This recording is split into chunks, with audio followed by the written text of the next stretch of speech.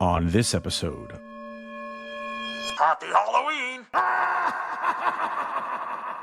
Every single Halloween tradition has these pagan or occult origins to them. We do want to convert these people, but we kind of have to go slow. We'll let them keep their local traditions. There's really zero evidence of the organized cults. Is Halloween harmless tradition wrapped in spooky fun? Or is it, as former Satanist John Ramirez claims, the holiday? Raise your glass to mysteries, cocktails and conspiracies. Dive into these histories, cocktails and conspiracies. Raise your glass to mysteries, cocktails and conspiracies. Uncover those anomalies, cocktails and conspiracies.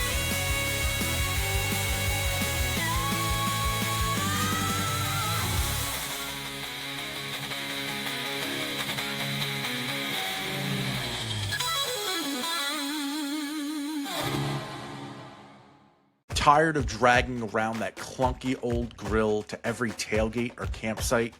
Hitchfire has your back. Literally. Their rugged hitch-mounted grills are built for adventure. Just swing it out, fire it up, and get cooking anywhere your vehicle takes you. And I've got a code to hook you up. Use SFXDOTCOM at checkout to save 10% off your entire order. Head to hitchfire.com and upgrade your outdoor game. Hitchfire, built to burn wherever you roam. Every October 31st, millions of American kids dress up like witches and monsters. They go door to door demanding treats or threatening tricks. Parents carve faces into gourds and light them from within. We call it harmless fun. But what if I told you a former Satanist claims you're literally handing your children over to the devil? That fundamentalist Christians have spent decades warning us that Halloween is a gateway to the underworld, and that the holiday's ancient pagan roots might be more sinister than you think. Tonight, we're exploring why some believe Halloween isn't just spooky, it's satanic. Good morning, good evening, wherever you may be, whether you're tuning in across the nation or around the world. My name is Shane Skwarek, and I am here with the harbinger of Halloween havoc, Mr. Philipps. We are your conspiracy realists, back with another episode of Cocktails and Conspiracies. Cheers, Mr. Cheers Philipps. there, buddy old pal. How we doing? It's one of our favorite holidays coming up.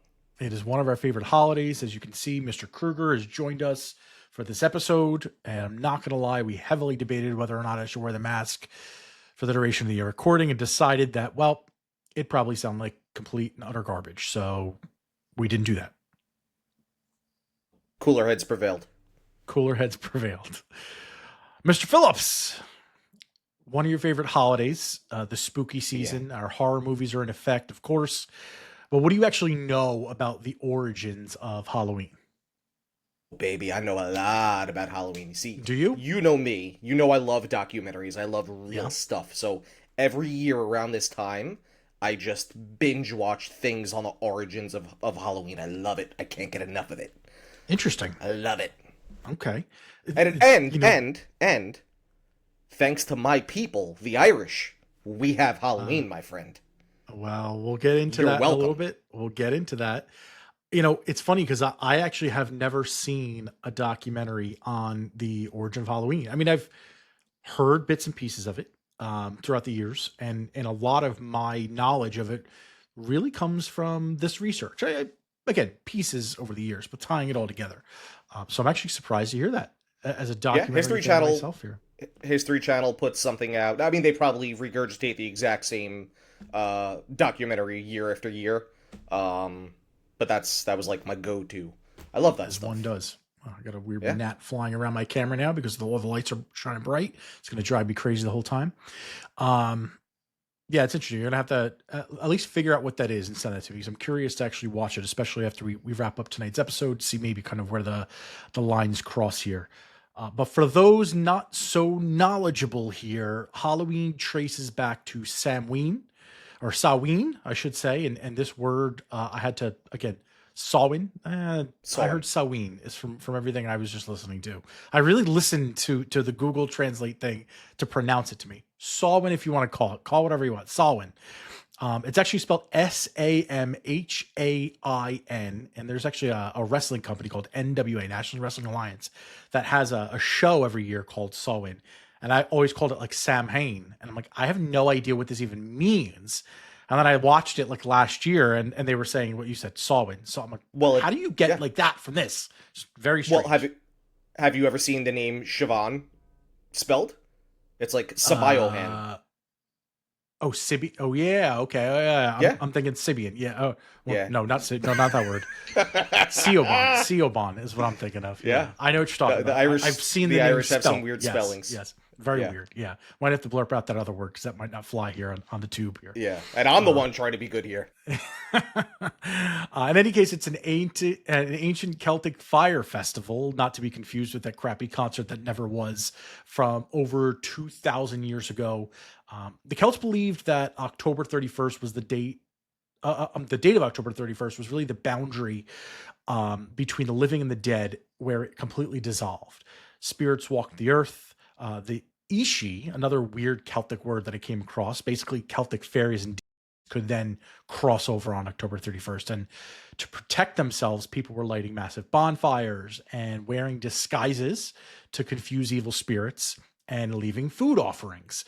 They literally thought the dead were walking among them. Does any of that sound familiar to you, our audience, and then Mr. Phillips, because you're the one I'm talking to? Well, yeah, obviously. It sounds very close to what we celebrate or how we celebrate today in regards to dressing up. But think about how silly that is for a second. You have spirits and that are somewhat omnipresent and could do whatever they want, but they're not going to know it's you because you're going to trick them with that disguise. That little mask over there, which may still make a cameo at some point by the end of this episode. If I throw that on, that evil demon or spirit is not going to realize it's me. Or if you just give him some pieces of candy, that seems to be the way to their heart. I laughed at that when I saw that, because with every holiday, of course, the traditions stir from something. We've talked about this even in other ancient cultures as we led into the episodes, and how stories pass along, and there's always a grain of truth in everything, right? And so the idea that costuming and giving out candy actually stemmed from a religious belief that this is going to protect you, I don't know, I found that to be pretty fascinating. It does get a little darker. Early texts are describing Samhain as mandatory, so you miss it and the gods would punish you with sickness, or certainly not the case in 2025 when I see all the lights off on half the houses now. Some sources are mentioning 6 days of ritualistic drinking. Animals, the Romans who encountered it called it sinister. When Christianity arrives in the 5th century, the Catholic Church tries to rebrand it. Pope Boniface created All Saints' Day. Pope Gregory moved it to November 1st to overlap with Samhain, but the old traditions really refused to die. The night before All Saints became All Hallows Eve, as we now know, Halloween. Shorten it up. Got a little brief there. That's it. There's the episode. You got the background on Halloween. Here's the thing, Mr. Phillips. Many believe that absorption never really worked. Halloween remains at its core a pagan celebration of darkness, and that's really where we jump into the conspiracy aspect of our show. So all your background, ladies and gentlemen. Tell your parents, tell your friends you subscribe to Cocktails and Conspiracies, and you learned a little something today. It was also absolutely ready to dive in. It was also that the Pope and the Catholic Church said, hey, we do want to convert these people, but we kind of have to go slow. So we'll kind of let them keep this. We'll let them keep their local traditions. We'll kind of rebrand it for the greater good. But in the British Isles, right, in that part really consisting of Ireland, parts of Scotland, they kind of said, okay, you guys just continue to do your thing. And it didn't really catch on. And granted, there was actually, we spoke about Rome earlier, and I don't want to go too deep into the origins of Halloween, but the Romans had a similar holiday. And it really wasn't until the great potato famine and the mass migration of Irish to America where it really kind of struck up its origins and where we know it today. So kind of crazy how it's survived quite literally the test of time, huh? Yeah, pretty wild. I also kind of find it kind of interesting that a lot of times when there's something sort of negative that sort of sits throughout history, it gets wrapped up in a holiday and becomes celebrated. You can Yeah. probably rattle off a couple of them, but one thing that comes to my mind because it's relatively timely is Columbus Day and how that's sort of materialized into Indigenous Peoples Day. Because when you look into who it actually is, there are many, many more. We can dive into those in another episode here if you guys want to see that. Leave a comment below. But it's fascinating to me how sometimes you've heard. I'm sure you definitely have, and our audience. I'm sure you've all heard that old saying that history is written by the winners, and I find it interesting just to see that those winners can kind of build holidays and celebrate it and make their evil doings disappear, so to speak. So, just a little aside. In the 1980s, America experienced what historians are calling the Satanic Panic. I'm sure, I mean, we were too young for that probably, but I'm sure your parents probably can talk quite a bit about that. It starts with a Yeah. book called Michelle Remembers. It's a supposed true story of a ritual satanic abuse. Geraldo Rivera actually claimed over 1 million Satanists operated in America. And parents, of course, believed worshippers were hunting blonde children for Halloween sacrifices. The McMartin preschool case became ground zero. Accusations of underground tunnels, ritual abuse, children forced into satanic ceremonies. And after 6 years, the longest trial in U.S. history, there's zero convictions. No evidence, but the fear had already spread. Thoughts on that? Yeah, you're right. Or are you familiar with it, really? We were too young for the real panic because that was really more so the 80s, but it did kind of carry over into the 90s. I definitely remember being a kid, and I think we've probably talked about this before, but I remember being a kid and hearing stories of like worshippers in the woods, and I remember like being a young kid and like going with my friends into the woods to try to find like pentagrams and this and that, and so there was a little bit of carryover there. I do remember that, and I have seen clips of that specific Geraldo Rivera episode. I'm sure he did more than Interesting. one, but there's one famous one where he covers the whole, satanic cult panic thing. That might be God, fun to where did look I up, see actually. that? Vicky, that's a note for you Yeah. out there. There you Grab go, some Vicky. Geraldo Vera clips and post those up on our socials because that would be cool. Just kind of look back and see what that's like. Yeah. And see, people, I a think lot of times too, we laugh at that now. uh And at the time, people took it so seriously. And I'm just curious to see, the psychology of what that is and what they were really afraid of at that particular time. Might have been Yeah. a panic. yeah. So three things converge here at this point. You mentioned it a little bit with pop culture, right? But first, you have the evangelical Christians. They're already suspicious of Halloween's pagan origins. Second, the rise of the Church of Satan, which kicks off in 1966, and we'll get to that, I think, a little bit later. But again, going back to what you mentioned, pop culture. People are running to the woods. Heavy metal bands are using satanic imagery, and that's a craze through the early 90s for sure. I guess probably tapping into the ladies a little bit. Dungeons and Dragons became a really popular board game. Not one I've personally gotten into. It's still fairly popular in some circles today, but it's allegedly teaching kids real spells. How true that is, I don't know. And then, of course, horror movies. I think that's kind of the golden era, right? That Yeah. 70s into the 80s into kind of the early 90s before Without a doubt. CGI became a thing. You got those special effects that were just raw and real and just so They were the good. best. They were the best, dude. Nothing compares to that era No. of movies and the fear that it coursed through you. Oh my God.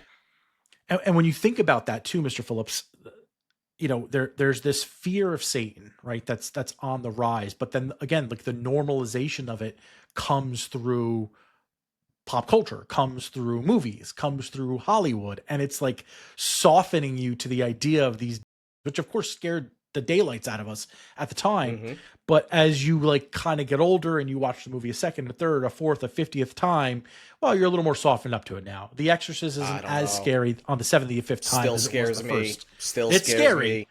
I still curl up on the couch when I watch Pet Sematary and watch the sister. And you'll never get out of bed again. Like I curl up waiting for her to grab my feet, but it's not as impactful as the very first time. Freddy So still scares me. Freddy you scares, said that the as a other day. grown man who's almost 40 years old, Freddy scares the hell out of me. And it's probably Now you because know. the first time I saw it, I must have been 5 or 6 years old. We were at my cousin's house. I had older cousins. I just walk into the living room and they're watching Jesus Christ, Nightmare on Elm Street. And it's the famous scene where Johnny Depp's laying on the bed. He's got his headphones on, and Freddy stabs him from underneath the bed, and there's just blood everywhere. And as a 6-year-old, I was just traumatized. I mean, I think I ran. Forget about running out of the room. I ran out of the house. I would literally pray I'm not joking. Every night of my life, I would pray. I'd say my prayers, and I would add in there, please. There was 2 things I would add in there. Please don't let Freddy stab me from under the bed. And I was also terrified. You remember the movie Critters? Yeah. They were like those. Yeah, I was so terrified because there's a scene in Critters where like the Little girl's furry arm, balls. yes, is like hanging off the bed, and the critter comes to get it. So those are the 2 things I had in my prayers. Don't let Freddy get me. Please don't let the critters get me. Critters weren't as scary to me, but Freddy for sure. He's all time top 1. There's not going to ever be an argument on that one. Nobody's scarier than Freddy. Nobody. Early Freddy, peak Freddy. Jack Chick ends up publishing a tract called Dark Dungeons that claims D&D players who reached level 8 gained actual magic powers. Parents, of course, are burning albums now. Cities are canceling Halloween events, and there's a famous story in 1989. North Carolina parents refused to let their kids trick-or-treat at all because of rumors that Satanists planned to kidnap boys that were blonde-haired and between ages 2 to 5. Not gonna lie, as parents ourselves now, I feel like I'd probably buy into a little bit of that fear. Not so much the fear aspect and so much as like, well, just in case. Although I'm probably not letting my kids walk around on their own like they probably did back in the 80s. I mean, it sounds ludicrous right now for a 5-year-old to walk around, but I mean, I remember being a kid at 5, 6, 7 and being able to go outside and walk our block, no problem. It's not like it is at all today. I would never let my kids do that now, but certainly not like it is today. You know what it is too? This is the time before the internet, right? So you couldn't really fact check stuff. So if you heard something on the news and someone reported on it, you heard it on Geraldo Rivera, well, that's real. It's happening. How do you know it's not? You can't have discussion. There's no discourse. So it was a different time. Not even so much the news, but like if your neighbor's sister's brother's plumber, Guff was watching him on TV and then passed that information over to you, you had no way to really verify if that was true or not. The news wasn't on until whatever 6 o'clock at night or whatever. So you're going a whole day now listening to this person that was playing hopscotch down the road, and they're the one feeding you this information. So it does start to get a little more complicated too. Anton LaVey, whose name we'll reference again in a bit, you've heard on another episode here of Cocktails and Conspiracies, founded the Church of Satan on April 30th in 1966.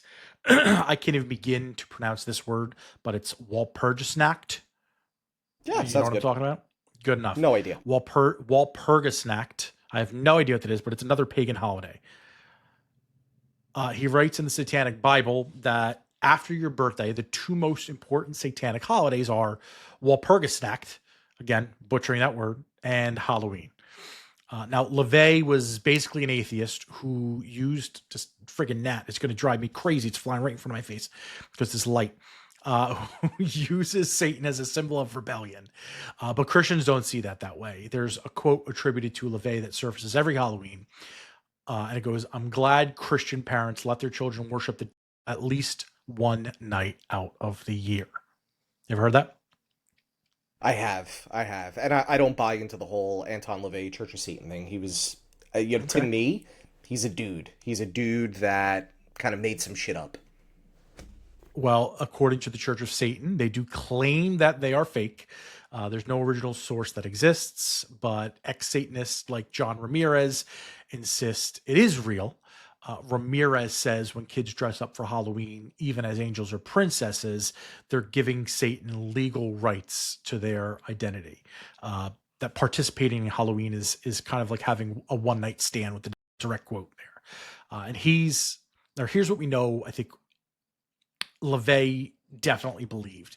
He believes that Halloween represents humanity's fascination with darkness, and you can see that in Mexican traditions as well. Day of the Dead, right? His Dia de high los priestess, Day de los Muertos. There you go. He's got a little Spanish going on tonight. His high priestess wrote that Halloween is when have free reign, and that the portal to darkness is thrown open. LaVey himself dies on October 29th, 1997, 2 days before Halloween, ironically. And the church listed October 31st on his certificate, I think, as sort of just an honorary there.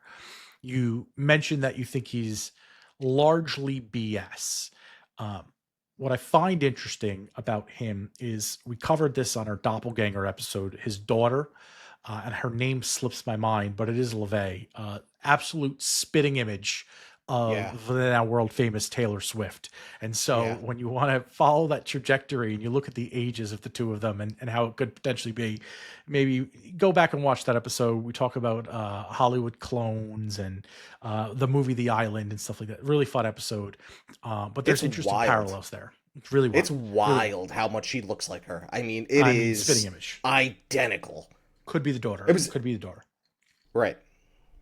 Do we have photos of the daughter? Not that this episode's about him, but I know we have photos of the wife that looks just like her. But do we actually? Are there any? I don't know if there's any. Maybe it is the wife. Right, it's the wife. I don't know if there's any public images of the daughter. Did he have a daughter? I don't even know. Wife. Probably. Yeah, I'm doing a quick Google here. Yeah.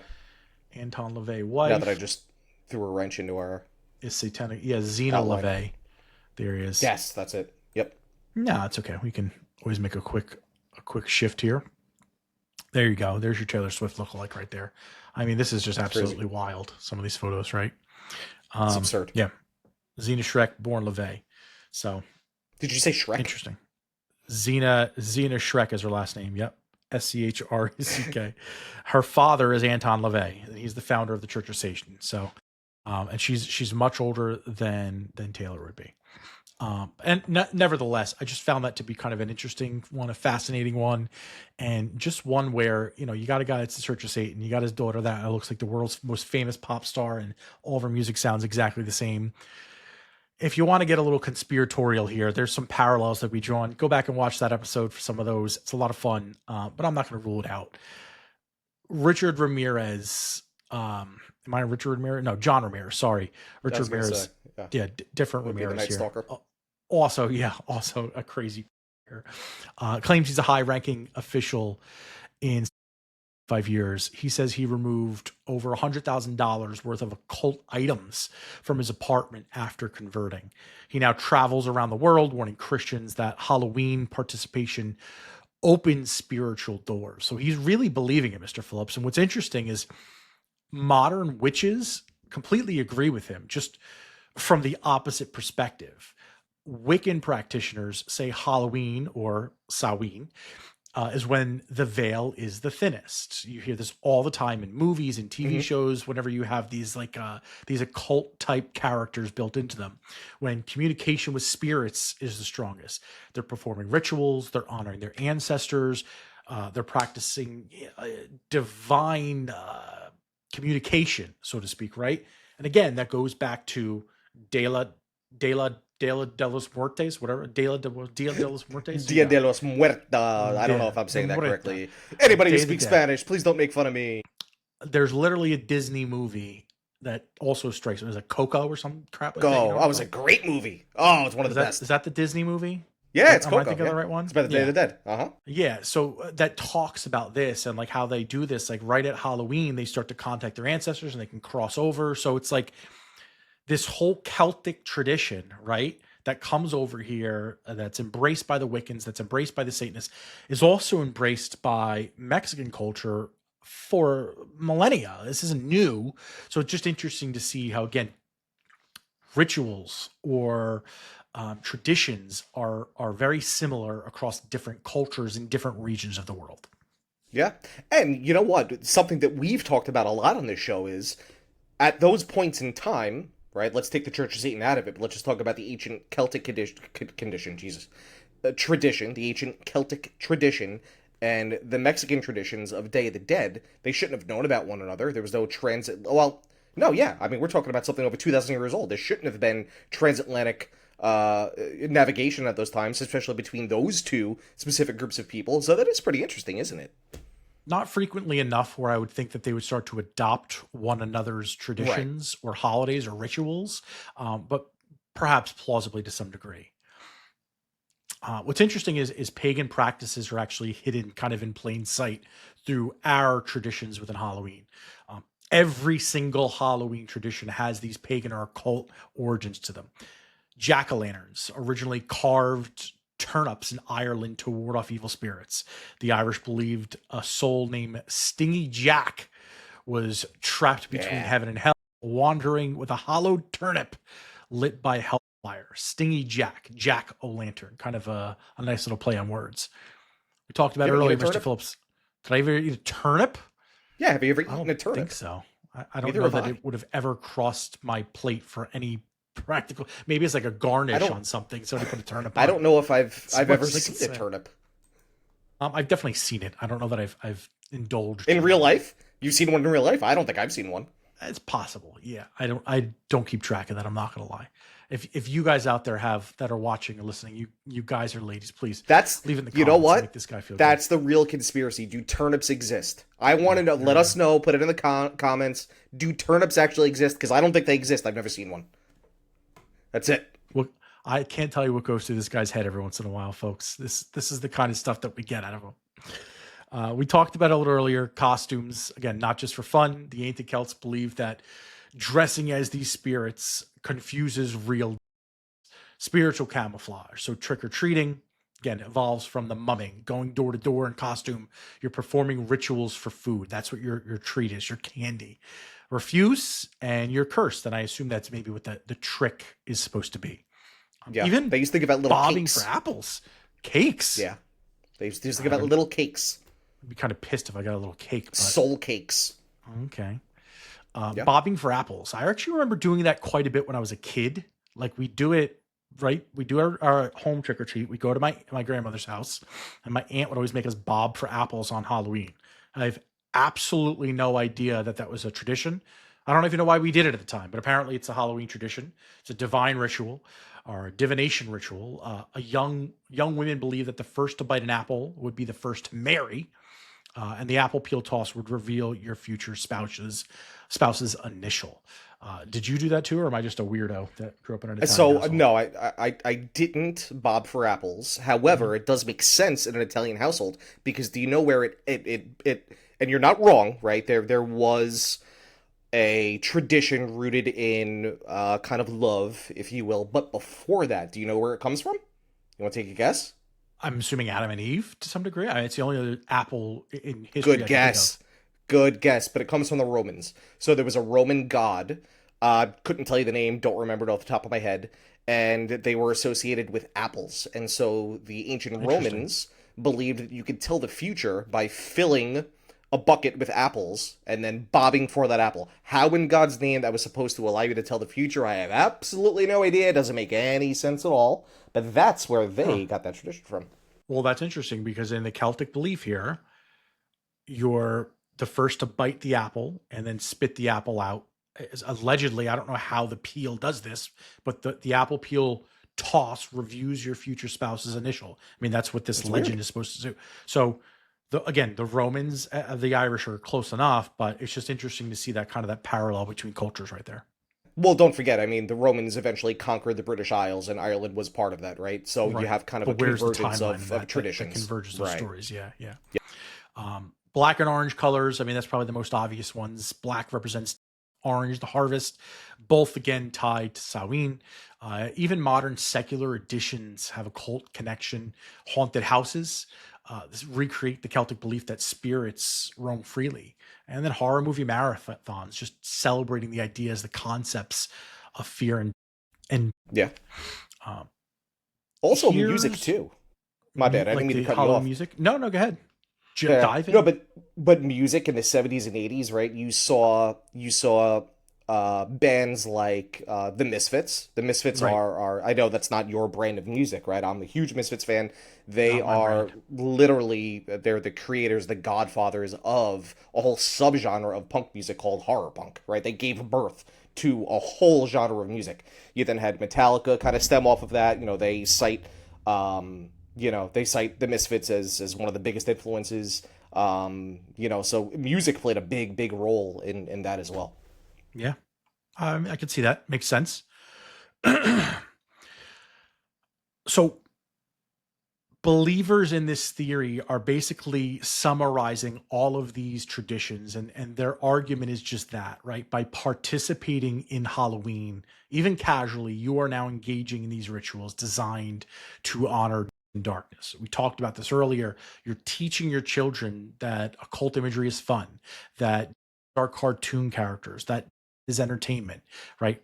Coco the movie is quite literally the idea of embracing and talking to these spirits beyond. And horror movies, again, like you've humanized these. I mean, look at Freddy's backstory. It is one of the craziest, most sadistic, sickening stories of all, of any villain of anything. Yeah, and he's this absolutely. beloved, celebrated character that happened to be sitting here. So I understand the argument, and I go back to what we talked about earlier. It's fascinating to me how evil can get masked in delight over time, whether it's in pop culture or somewhere along the line, like a ritual or spirit. Again, witches were burned at the stake at one point. Now people are putting them on as, as garb to wear around. Halloween generates, Mr. Phillips, over $12 billion a year annually. The second largest decorating holiday after, I'm sure you can guess that as I knock my computer over here. I would guess guesses? Christmas. At Christmas, major corporations have massive stakes in keeping it mainstream.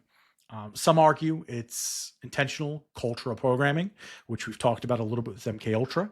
And others say it's capitalism just exploiting ancient fears. The question remains, though, Mr. Phillips, how does a holiday about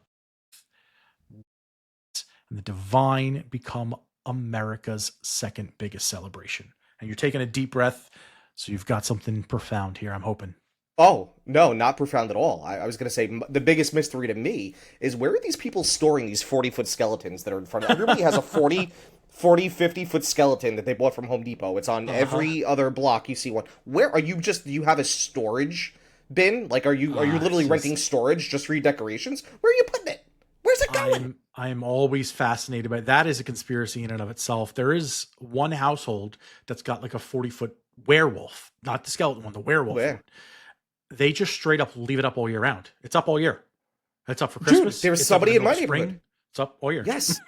There is somebody in my neighborhood that has this giant dragon type sculpture almost, which is, I mean, you could tell it's like it's a Halloween decoration, and it's just up 24/7. I love it. I pass it every day. Yeah. That's what I would have to do. I don't know where to put it. Well, the house that I'm thinking of too, it's a little ranch. Like, I don't know where they would actually put the thing if they wanted to. Take up their whole garage. Listen, we got 2 new episodes out of this. Where are people storing decorations? Do turnips exist? Okay, that's next week. The next 2 episodes you're going to get. Where are they going to store the decorations? And the week after that, turnips. So, yes, Halloween has these pagan origins. So does Christmas. So does Easter. Most of these holidays have evolved from these pre-Christian traditions. Does that make them evil? Does that make them human? Going back to the Satanic Panic a little bit, mass hysteria. You talked about it a little bit. There's really zero evidence of the organized satanic cults. The FBI investigated nothing. Academic studies have really yielded nothing.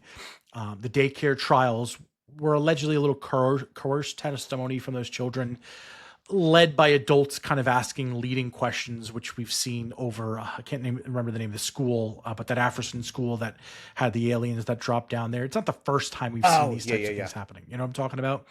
Yeah. The Church of Satan really becomes this edgy libertarianism with like wrapped in like theatrical aesthetics. LaVey's a carnival showman, right? He found controversy profitable. Modern Satanists are really more atheists, just kind of trolling Christians or really organized religion in general. And witches, Wicca, wasn't even invented till the 1950s. Anthropologists call Halloween ritual inversion, a night where social rules flip. Kids have power over adults, fear becomes fun, becomes silly. It's psychological relief in a way, right? Not necessarily worship. Makes sense? Yeah, hell yeah, dude, 100%. And I think I also want to go back to the whole hysteria of the devil worship thing. What was also big, right? And I know we're talking about the whole history of Halloween here, but the whole satanic vibe really stems from the 70s and 80s. Can you think of two other pretty prominent figures during that time period? The first one comes to mind right away is Charles Manson. Correct, right? So there's certainly a lot of, and we've talked about this a lot of serial killers between the 60s and the early 90s, 100%. But where I was going with that is Fred and Lorraine Warren, right? They were all over the news back in the day. Interesting. All over the news back in the day. In fact, what's the movie? The Devil Made Me Do It, which is one of the Conjuring movies, was about a real life case, right? Which was no, Brandon one's less great. The one before that, right, was Maybe Do It, which was based on an actual trial where the defendant claimed that he was possessed by a demon, possessed by the right? And so all of this mass hysteria is all going on at the same point in time where you got Fred and Lorraine out there. We know that probably more than 90% of what they were saying was some BS. So I think that kind of adds a little bit more fuel to that fire too. You know what I'm saying? I'm going to look at when that case that inspired the Exorcist movie happened. I can't type when my mic is right in front of my face. In 49 in Cottage City, Maryland. So a little predating that a little bit, but I think that was the Exorcist one, right? But the right. Do It one was different, right? I'm thinking more just like these possessions in general, right? Sure. Like these sure. And these satanic, these devil possessions. That's a fascinating thought. I think the idea of that mass hysteria and just kind of infecting people with the mind virus is very true. And I think we see that happen quite a bit. And people don't normally realize it, and they don't realize they're subscribing to it until probably it's done and over with. So what do you think, each and every one of you out there? Is Halloween harmless tradition wrapped in spooky fun? Or is it, as former Satanist John Ramirez claims, the holiday? Are we unknowingly participating in ancient pagan rituals? Or just eating candy in costumes? One thing is for sure, every October 31st, and by the time each of you see it, it'll be next week, wear your favorite costumes. Millions of Americans are willingly surrounding themselves with images of darkness, and whether that's dangerous or delightful, Mr. Phillips, that's for you to decide, my friend. Let's go. I'm excited. That's your closing thought. That's like a cue up for him to share his final thoughts and his words of wisdom. I'm excited for Halloween. People out there listening, he's just excited. I'm excited. What are you going to be for Halloween, Mr. Phillips? Don't get wrapped up in it, right? Listen, unless you're Mary Cooper and you're not going to let little Sheldon go out and trick or treat. Don't forget he wasn't allowed to trick or treat. He's watched Still too breaks much my Young heart. Sheldon.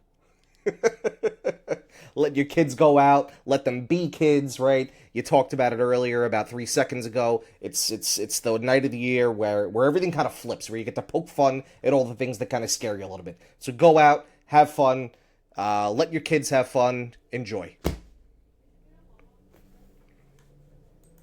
Oh boy. And just because it's Halloween, baby.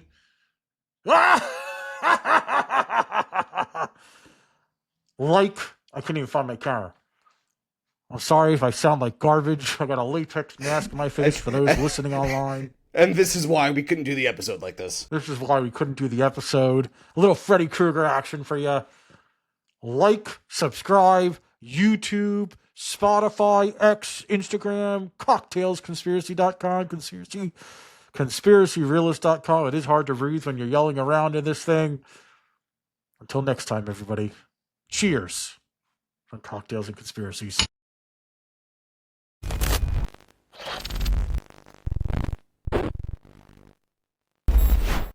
Is your website still stuck in 2009, or worse, built by your cousin's friend who kind of knows WordPress? No! God, please, no! It's time for an upgrade. At sfx.com, we specialize in custom web design, SEO, and full-service IT solutions tailored for small businesses that are ready to scale.